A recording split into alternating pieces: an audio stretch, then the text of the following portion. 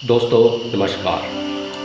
मैं Jitendra Sharma DNA with Jitendra Sharma के इस वीडियो में आज एक हिमाचल प्रदेश की एक ऐसी स्टोरी का विश्लेषण करने जा रहा हूँ जिसे सुनकर आप हैरान भी होंगे और आपको अच्छा भी लगेगा कि इस तरह की स्टोरी हमें आज सोशल मीडिया वेबसाइट्स के ऊपर, फेसबुक के ऊपर, यूट्यूब के ऊपर देखने को मिल रही है। और ये जो मैं आपको स्टोरी का विश्लेषण करके दिखाऊंगा यह बिल्कुल सत्य पर आधारित है और इसमें सिर्फ मैं किसी भावनाओं को आहत नहीं करना चाहता, इसलिए मैं ये भी नहीं बताना चाहता आपको कि ये हिमाचल प्रदेश के कौन से ज़िला की स्टोरी है। और इसमें मैंने सारे कैरेक्टर्स को भी चेंज कर दिया है। मैंने पहले ही बताया आपको कि हमारा इस विश्लेषण के माध्यम से किसी की भावनाओं को आहत करने का मकसद नहीं है, इसलिए जब आप पूरा वीडियो देखें तो आप वीडियो के अंत में आप इस स्टोरी से क्या कंक्लूज़न निकालते हैं उसको आपने कमेंट बॉक्स में अपनी राय ज़रूर देनी है। इस वीडियो को अगर आप फर्स्ट टाइम देख रहे हैं तो आपने इस वीडियो को सब्सक्राइब भी करें और वीडियो को लाइक ज़रूर करें। तो चलिए, विश्लेषण कुछ इस प्रकार से है। हिमाचल प्रदेश में एक ऐसे परिवार की कहानी है जिसमें जो 3 लोग हैं, पिता और 3 उसके पुत्र, यानी कि 4 लोग, तो चारों लोगों की अगर हम इनकम मिलाकर बात करें तो हर महीने की इनकम जो है वो कम से भी कम 7 से 8 लाख रुपए बनती है। तीनों बच्चों के जो पिता हैं वो किसी सरकारी पद से रिटायर हैं और उनकी जो मंथली जो पेंशन है वो लगभग 70 से 80 हज़ार रुपये प्रति माह है। और उनका जो सबसे बड़ा बेटा है वो एक बैंक में मैनेजर के पद पर विद्यमान है। अब बैंक मैनेजर की सैलरी क्या होती है आप लोग भी बड़ी अच्छी तरह से जानते हैं। मैंने पूरे परिवार की इनकम कुल मिलाकर 7 से 8 लाख रुपए प्रति माह की आंकी है। जो उनका बीच वाला लड़का है वह विदेश में एक अच्छी कंपनी में काम करता है जहां पे उसको हर महीने 3 से 4 लाख रुपए की पेंशन तनख्वाह मिलती है। इसी के साथ जो सबसे छोटा बेटा है वो भारत में ही या हमारी इंडिया में ही एमएनसी कंपनी में काम करता है। जो तीसरा बेटा है उसकी और उसकी मिसेस दोनों एक ही कंपनी में, एमएनसी कंपनी में कम से कम 2 से 2.5 लाख रुपए की तनख्वाह लेते हैं। कुल मिलाकर अगर हम बात करें तो चारों की जो इनकम है मंथली वो बनती है कम से कम 7 से 8 लाख रुपए। अब हैरान करने वाली बात यह है, अभी हाल ही में जो 2 महीने पहले गेहूं की फसल की कटाई की गई। गेहूं की फसल काटने के बाद उसकी थ्रेशिंग की जाती है। थ्रेशिंग आजकल आपको पता है कि थ्रेशिंग करने के लिए जो है वो जो ट्रैक्टर और थ्रेसर होता है वो आपके जो खेत होते हैं जहाँ पे हमने गेहूं काटी होती है और वहाँ पे उसका टाल लगाया होता है, वहीं पर ट्रैक्टर जो है वो थ्रेशिंग करने की सुविधा हमें प्रदान करते हैं। तो थ्रेशिंग हो गई।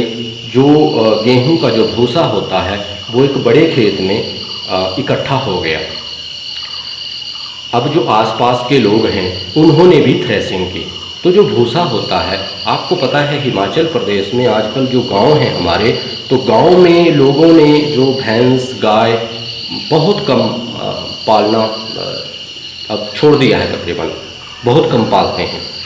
अगर किसी गांव में 30-35 घर हैं तो वहाँ से बड़ी मुश्किल से 5-7 घरों में ही आपको गाय और भैंस देखने को मिलती है। इसलिए जो गेहूं का जो भूसा है उसकी खरीद फरोख्त करना भी अब मुश्किल हो गया है। अब उसे भी लेना कोई इतना इम्पोर्टेंट नहीं समझता है।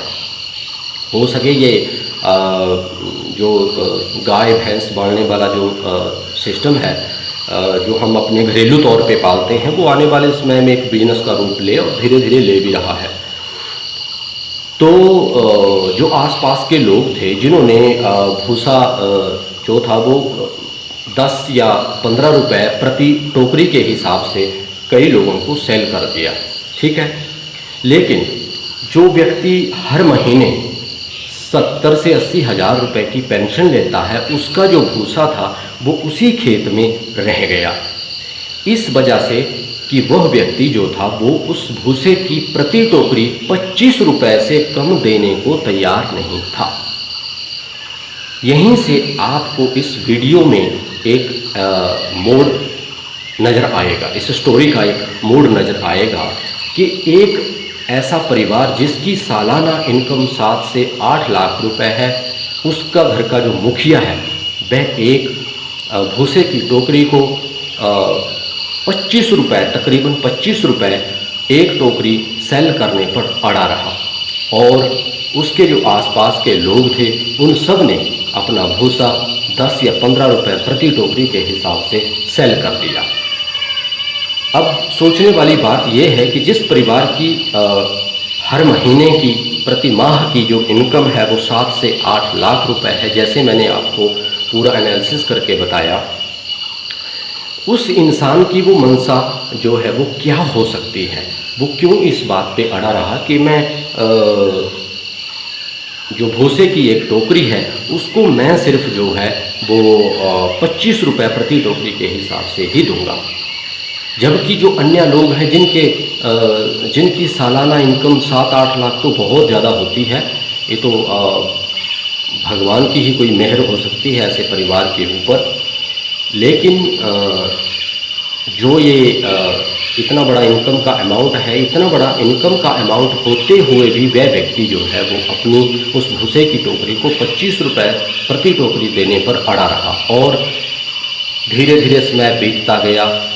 फिर मक्की बीजने के लिए भी समय आ गया और लोगों ने मक्की बीजना शुरू कर दिया, लेकिन उस व्यक्ति का वो भूसे का जो टाल था वो उसी खेत के सेंटर में रहा, बीच में रहा और साइड से जो है वो मक्की बीज दी गई। तो ये बड़ी हैरानी वाली बात है। अगर शायद आप भी जो ये स्टोरी देख रहे हैं, अगर ऐसी कंडीशन कहीं आपके साथ हो जाती तो शायद आप क्या करते? अगर मैं अपनी बात करूं तो शायद मैं भी उसको 10 या 15 रुपए के हिसाब से बेच देता या फिर किसी गौशाला में कांटेक्ट करता कि हमारे पास इतना भूसा है तो आप अपनी गाय के लिए अपने गौशाला में इसको ले जाइए, वहाँ पर ये गाय के काम आएगा, खाने के काम आएगा। ऐसा भी हो सकता था। लेकिन आप लोग इसके बारे में क्या सोचते हैं? तो मुझे आप अपनी राय जो है कमेंट बॉक्स में ज़रूर बताएं और इस वीडियो को ज़्यादा से ज़्यादा शेयर करें। तो ये आज की इस स्टोरी का जो था वो ये इस तरह का विश्लेषण था। ये विश्लेषण आपको कैसा लगा, पसंद आया, क्या मनसा है, तो ये सब मुझे आप बताने की कोशिश करें कमेंट बॉक्स में। धन्यवाद, मिलते हैं अगले वीडियो।